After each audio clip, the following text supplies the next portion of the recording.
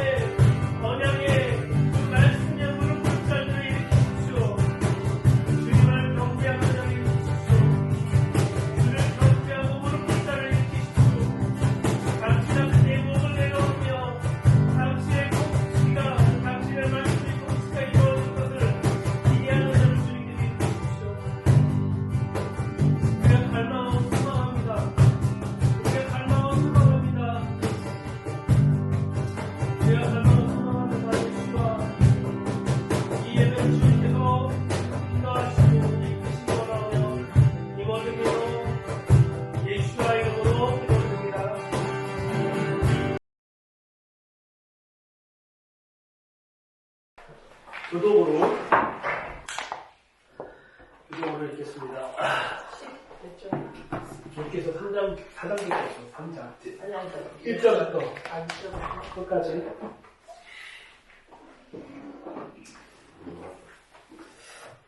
제가 한 절, 여러분이 한 절 읽으시면서 계속하겠습니다. 루시 시모가 나오미 그에게 이르되 내 딸아 내가 너를 위하여 안식할 곳을 구하여 너를 복되게 하려 하지 않겠느냐. 내가 함께하던 하늘들을 보았으니 우리의 신혼이 아니냐. 그가 오늘날에 타작마을의 서류를 까불리라. 그런즉 너는 목욕을 하고 기름을 바르고 의복을 입고 타작마을에 내려가서 그 사람을 먹고 마시기를 다하기까지 그에게 보이지 말고 그가 누울 때에 너는 그가 누운 곳을 알아다가 돌아서서 그 발치 이불을 들고 거기 누우라. 그가 너희를 내게 벌하리라. 루시 시모에게 이르되 어머니의 말씀을 내가 다 하리라. 그가 타작마을에 내려가서 시모의 명령을 하니라. 보아스가 먹고 마시고 마음이 즐거워서 가서 노적거리 곁에 눕는지라. 루시 가만히 가서 그 발치에 이불을 들고 거기에 누웠더라. 밤중에 그 사람이 나아가 노를 껴서 한 여인이 자기 발치에 누워있는지라. 가로되 내가 누구냐? 대답해 나는 당신의 시녀 루시오니 당신 어찌하라고 신을 덮으소서 당신은 우리 기업으로 물을 자가 됨이이다. 가로되 내 딸아 여호와께서 네 주시기를 원하노라. 내가 거기는 너는 절대를 잃지 아니하리니 내가 사업보다 나중에 더하도다. 내 딸아 두려워 말라. 내가 내 말한 대로 내게 다 행하리라. 내가 성숙한 여자인 줄은 나의 성을 백성이 다 아느니라. 참으로 나는 내 기업을 물을 자라 기업을 자로서 나보다 더 가까운 사람이 있으니. 이 밤에 여기서 머무르라. 아침에 그가 기업 물을 자의 책임을 내게 이행하려면 좋으니 그가 그 기업 물을 자의 책임을 행할 것이다. 만일 그가 기업 물을 자의 책임을 내게 이행하지 아니하면 여호와의 사심을 맹세하노니 내가 기업 물을 자의 책임을 내게 행하리라. 아침까지 누울지니라. 루시 새벽까지 그 발치에 누웠다가 사람이 기차하고 여인을 그에게 일어났으니 보아스의 말이 여인이 태어나면 들어온 것과 사람이 결정할 것이라 하였습니다. 보아스가 가로되 내 겉옷을 가져다가 펴서 잡으라. 펴서 잡으니 볼이 6번 되어 르색이 이어주고 성으로 들어가니라.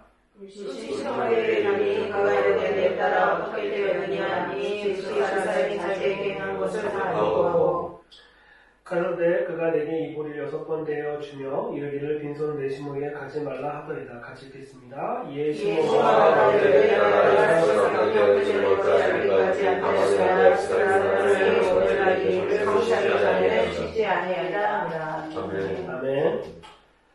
자, 오늘의 룻기서 3장 갑자기 스피드하게 진행하긴 하는데 2장에서는 1장과 2장에서는 초실절이 지나고 난 다음 한 일주일 정도 된 스토리라고 했잖아요.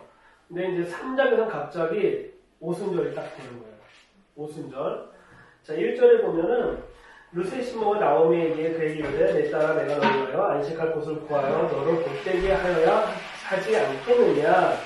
내가 함께하던 시녀들 좀 모아서 우리 집 친족이 아니냐. 그가 오늘 밤에 타작마당에서 보리를 까불리라 라고 이야기하는 거예요. 그러니까 오순절에 모든 타작마당의 추수가 다 끝나고 난 다음에 오순절 때 세레브레이션을 주게 하는데 성경에서는 이 오순절 때 하나님께 성회로 모이는 장면이 하나가 있고 이 사사기 시대 때는 이 사사기 시대 때 특징적인 건 뭐냐면 오순절 때 타작마당이 모여서요. 이게 다 까불이고 그러니까 까고 그걸 하고 난 다음에 같이 이제 페스티벌 뭐라고 그러지 한국말로? 축제를 벌이고 그것을 먹고 마시면서 하는 행위가 있었다는 거예요. 근데 중요한 거는 이걸 누가 하냐면 룻이 하는 거예요. 룻이 하는 게 아니라 나오미가 알겠습니다. 나오미가. 2절에서 보면은 나오미는 언약을 가진 자고 이스라엘에 온 사람이기 때문에 뭘 알고 있냐면 언약과 절기를 아는 사람이에요. 룻은 알았을까 몰랐을까? 몰랐다라는 거예요. 그래서 1절에 보면은 룻의 시오모 나오미가 그에게 이르되 내 딸아 내가 너를 위하여 안식할 곳을 구하여 너를 복되게 하여야 하지 않겠느냐라는 얘기는 무슨 얘기냐면 이제 너가 보아스를 만나서 아니면 친족을 만나서 네가 시집을 가서 이제 행복하게 살아야 되지 않겠느냐라고 했는데 중요한 거는 고엘에 대해서 정확하게 이해를 해야 되는 게 뭐냐면 만약에 어떤 남자가 룻이랑 결혼하게 되면 이 남자는 누구에게 속하는 사람이 되는 거예요?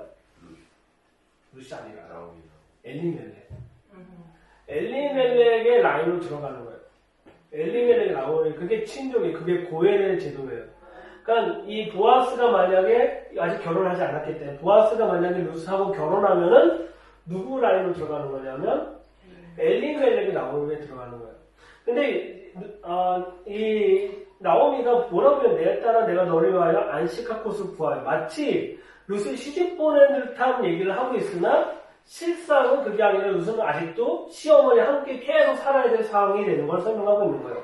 근데 이게 이방인들에게 주어진 독특한 표현법 중에 하나고 이방인들이 모르는 거예요. 하나님께서 언약을 알고 있는 이스라엘에게는 이런 것들은 쉽게 다 이해가 되는데 언약이나 어떤 게 고엘 제도에도 잘 모르면은 설득하기 위해서는 누구 중심으로 설명해 줘야 되냐면 룻의 관점으로 설명해 줘야 돼요. 이제 네가 시집도 가고 네가 편하게 안식할 곳을 찾아가야 되지 않겠냐라고 했지만 실은 이 3장과 4장에서 보면 룻이 아기를 낳잖아요. 보아스 아기를 낳았을 때 누구의 아들이라고 하냐면 누구의 아들이라고? 나오미 아들이라고. 그러니까 나오미는 이미 고엘과 모든 거에 대해서 이해하고 있었지만 이방인 여자인 룻은 이것을 전혀 이해하지 못했다라는 거. 하지만 하나님께서 이 일을 통해서 이제 설명하고 있는 것이죠. 자, 그래서 보면은 이제 6절, 7절, 8절 보면 그가 타작마로 가서 시몬의 명령대로 하니라. 보아스가 먹고 마시고 마음이 즐거워서 가서 노적갈이 곁에 눕는지라. 롯이 가만히 가서 그의 발자취에 입을 넣고 거기 누웠더라. 밤중에 그 사람이 놀라 돌이킨즉 한 여인이 자기의 발치에 누웠는지라 라고 하는 거예요. 그러니까 그때 당시에 이 풍습이 있었겠죠. 풍습이 있었는데 어떤 한 남자의 발치에 넘어가면은 혹은 그 고엘이나 친족에 가게 되면은 그 사람과 이제 결혼해야 되는 혹은 프로포즈하는 과정이 있는데 이 보아스라는 사람이 특징적인 건 뭐냐면 이 룻이라는 사람이 3절 이후부터는 이방인 여인이라고 하지 않아요. 모함 여인이라고 하지 않아요. 1장과 2장에서 모함 여인이 계속 주군장창 얘기하는데 갑자기 3장부터 하지 않아. 왜냐하면 이제부터는 3장부터는 언약 관계 안에 들어가기 때문에 더 이상 모압 여인이라는 자체를 계속 강조할 필요가 없고, 두 번째는 보아스가, 실은 보아스 엄마가 누구죠? 보아스 엄마. 그때 얘기했는데. 라합조차도 어느 땅 사람이죠? 이방 여인이잖아. 이스라엘 입장에서 이방 여인이야. 이방과 그 결혼한 그 아들이 태어난 것이 보아스다. 그러니까 반반이야, 반반인데 이 룻도 이방 여자란 말이야. 근데 이 보아스와 만남과 시작하면서 더 이상 이방인의 문제를 꺼내지 않는 거야. 왜 중요하냐면 언약 안에 들어와 있기 때문에 이 두 사람이. 중요한 관점은 하나님은 우리가 이방인이든 이스라엘이든 아브라함의 언약 안에서 우리는 하나님 동일하게 보고 있다는. 하지만 기능적으로 하나님께서 이스라엘에게 뭘 당하셨냐면 그분의 언약을 당하셨고 그분의 일하실 것을 이스라엘 통해서 설명하시기 때문에 이스라엘 자체가 중요한 거지만 우리는 이스라엘 아니지만 우리는 같이 그 아브라함의 언약으로 말하면 아브라함의 패밀리가 됐고 가족이 되었다는 것을 지금 이제 설명하고 있는 거예요. 그래서 이제 룻이 보아스 발 밑에 누워서 이제 나오미가 얘기했던 그대로 얘기하는 거예요. 중요한 거는 이 타이밍을 누가 다 아냐면 나오미가 다 알고 있었고, 나오미가 이 보리를 타작을 하고 난 다음에 보아스가 술을 마시고 혹은 포도주를 마시고 누워서 자다가 잘 것 같이 다 알고 있었다는 놀라운 것이 있다는 거죠. 그러니까 이스라엘 자체 안에는 토라도 있고 언약도 있고 다 있어요. 모든 걸 다 담겨주는데 하나만 없는 게 뭐냐면 예수아는 없다는 거예요. 예수아만. 그러니까 우리가 이스라엘 왔을 때 처음 겪어보는 건 뭐냐면 하나님의 시간 타임테이블을 처음 겪어보는 거예요. 제가 이제 이스라엘 처음 왔을 때 아직도 충격인 건 뭐냐면 샤bat 때였어요. 샤bat 때 뭐 사러 가야지, 빵 사러 가야지 딱 나갔는데 문 다 닫혀있는 거야. 그래서 설마 여기는 쉬는 날이겠지 해서 온 동네 가게집을 다 다녀봤어요. 프렌치일에. 근데 문이 다 닫혀있는 거야. 왜 문 다 닫혀있지? 그래서 버스 타고 가야지. 그래서 버스 정류장 기다렸는데 버스가 안 오죠. 그 아랍버스만 다니더라고요. 그때 샤bat을 몰랐어요. 너무 이제 충격이고 두 번째 주가 됐을 때는 어떤 충격을 받았냐면 늘 전도사 사역은 맨날 바빴었는데 샤bat 때 되니까 할 게 없는 거야. 나가지도 못하지, 갈 곳도 없지. 집에만 꼭 있어야 되니까 너무 힘들었던 시간이야. 근데 그 시간을 통해서 뭘 배우냐면 샤bat이 어떤 것인지 배우기 시작했다는 거예요.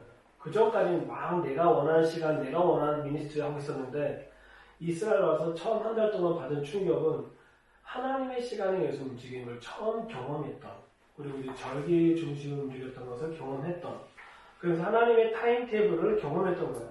그러니까 얘가 예수 그리스도 안에 있음에도 불구하고 하나님의 시간과 상관없이 살았는데 이스라엘 오니까 그 시간을 사라지고 있다는 거예요. 이 룻조차도 모압 땅에서 시부모와 같이 살았음에도 불구하고 그 절기란 자체를 인식하지 못했었는데 이스라엘 땅에 들어오기 시작하면서 그 풍습과 문화가 다 어디에 맞춰져 있는 거냐면 절기에 맞춰져 있다는 거예요. 근데 나오미 그걸 다 알고 디렉션을 주기 때문에 이제 룻이 이제 발밑에 누웠던 거죠. 그래서 10절에 보면은 9절에 볼게요. 가로되 누구냐? 대답한 나는 당신의 시녀 류시오니 당신의 옷장으로 신을 덮으소서. 당신은 우리 기업을 물을 자가 되니라 라고 얘기하는 거예요. 당신의 옷장으로라는 단어가 우리 시편을 보면 주의 날개로 우리를 덮으소서라고 하잖아요. 보편적으로 시편에서 주의 날개라는 단어가 옷자락을 덮어줄 때 쓰는 거예요. 그래서 이것이 더 확장된 게 뭐냐면 기도소리라는데 기도소리 뭐예요? 탈릿에서 우리가 초막절이나 제사장이 축복 기도할 때 뭐하냐면 이 탈릿 안에 누가 다 들어오냐? 가족이 들어오는 거예요. 주의 날개 아래 다 들어온다는 거예요. 그래서 탈릿이라는 자체는 주님의 날개를 설명하고 있는데 오늘은 제가 이제 핵심적으로 얘기하고 싶었던 거는 바로 이 파트예요. 저기 뭐냐면 11절에 11절. 내 딸아 두려워 말라. 내가 내 말하는 대로 내게 다 행하리라. 내가 현숙한 여인인 줄을 나의 성읍 백성이 다 안다라고 얘기하는 거예요. 현숙한 여인. 제가 처음 서두 얘기했지만 히브리어 성경에서 보면은 이 룻기 전에 뭐가 있다고 했죠? 어떤 책이? 히브리어 성경. 참고에 히브리어 성경. 룻기가 있어요. 잠언 31장. 잠언 31장 주제가 뭐예요? 현숙한 여인. 이 현숙한 여인이 누구다라는 걸 제가 3장에서 설명하냐면 바로 루시다라고 얘기하고 있는 거예요. 기업을 일으킨 자, 기업을 세우는 자, 가업을 세운 자가 바로 루시다라고 지금 얘기하고 있는 거예요. 그러니까 루시란 자체는 이 여인은 아무것도 몰랐고 언약도 몰랐고 절기도 모르고 아무것도 몰랐던 여인이지만 뭐에 대한 고백으로 시작이 된 거예요. 당신의 백성이 나의 백성이 되고 당신의 하나님이 나의 하나님이 된다는 그 고백으로 하나님의 라이프, 하나님의 시간 속에 들어오고 하나님의 땅에 들어오기 시작하면서 그의 삶은 영적 결정으로 변하기 시작해요. 1장과 2장에서 계속 모함 여인 했는데 갑자기 3장부터는 모함 여인은 자체도 안 불러요. 그냥 루시라고만 딱 부르기 시작하고 내 딸이라고 얘기하기도 하고 시모라고도 얘기하고 그러면서 이 루시의 이제 위치가 변하는 모습을 보여주고 그다음에 3장에서야 보아스와 계속 2장과 3장에서 분명히 한 40일 정도 누구랑 같이 밥 먹었냐면 보아스랑 같이 밥 먹은 거야. 밥을 계속 누군가랑 같이 40일 동안 먹으면 사랑이 싹틀까요? 안 싹틀까요? 이분 두 분이 하도 같이 밥 드셔갖고 사랑이 완전히 싹틀잖아. 가족이 우리는 그래서 입을 맞춘다는 게 뽀뽀한다는 게 아니라 같이 밥 먹는 거예요. 같이 40일 동안 밥을 먹었기 때문에 루시란 여인이 갑자기 시모가 누워라고 해서 누울 수 있었던 게 아니라 관계가 있었기 때문에 관계가 40일 동안 보아스랑 식초도 같이 찍어 먹기도 하고 보아스가 때로는 양갈비 갖고 와서 한쪽도 주기도 하고 계속 그런 관계를 가져가면서 40일 동안 혹은 45일 동안 관계를 맺어갔다라는 거예요. 그냥 어느 날 갑자기 너 명령하니까 순종해라가 아니라 관계를 계속 유지했던 그 45일 혹은 40일 동안의 관계 속에서 결국은 시모가 그 얘기했을 때 룻은 아무런 반응도 하지 않고 바로 그 명령을 행했다는 거예요. 우리가 하나님과의 관계 속에서 중요한 건 뭐냐면 어느 날 갑자기 명령만 하십시오. 제가 듣겠나이다라고 하는 것이 그것도 중요하긴 하지만 그 이전에 뭐가 관계가 필요하냐면 하나님과의 지속적인 관계. 그리고 우리가 이스라엘 오면 내가 하나님 민스트 열심히 하겠습니다 하지만 실은 이 땅에 와서 지속적인 이 땅과의 관계. 우리가 누군가의 관계를 통해서 계속 세워져 갈 때 그제서야 그 사람 발밑에 누울 수 있다는 얘기는 겸손해질 수 있다는 거예요. 우리가 겸손해진다는 건 정말 어려운 것 같아요.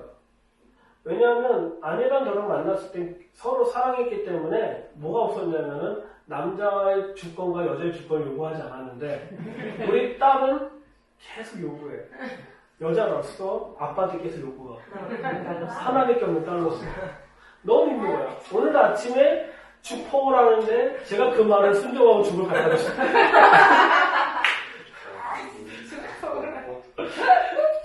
죽을 제가 이렇게 다 하면서 근데 중요한 거는 관계가 성립이 됐기 때문에 딴 애가 있었으면 안 했겠지.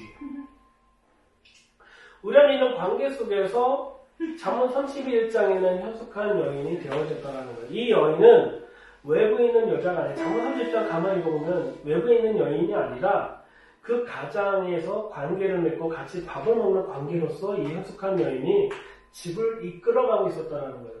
그러니까 이 여인이 현숙한 여인이라는 자체가 저는 이게 보면은 11절 내 딸을 두려워하라 내가 말한 대로 내게 다 행한다고 얘기를 해요. 그러니까 룻이 우리 어머니와 언약을 가진 자, 고엘은 반드시 이렇게 해야 된다고 하는데, 그러니까 보아스가 내가 네 말대로 다 할게.